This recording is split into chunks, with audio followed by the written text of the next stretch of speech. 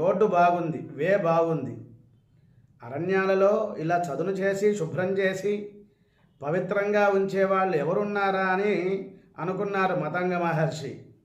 ఆయన దివ్యజ్ఞానంతో చూచి ఒకరోజు రాత్రిపూట ఈ యొక్క ఆమె కిందకి దిగినప్పుడు భానుమతి అనేటువంటి ఆమె మరుజన్మలో శబరిగా అవటము, శబరి ఈ మతంగ మహర్షి గారి యొక్క ఆశ్రమం దగ్గర శుద్ధి చేస్తూ ఉన్నది.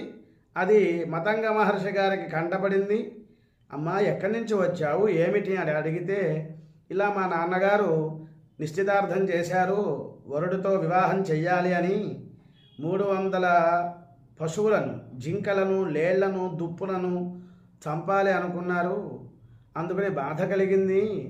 ఆ బాధ వలన నేను వివాహమే మానేస్తే, చేసుకోకుండా ఉంటే జంతుహింస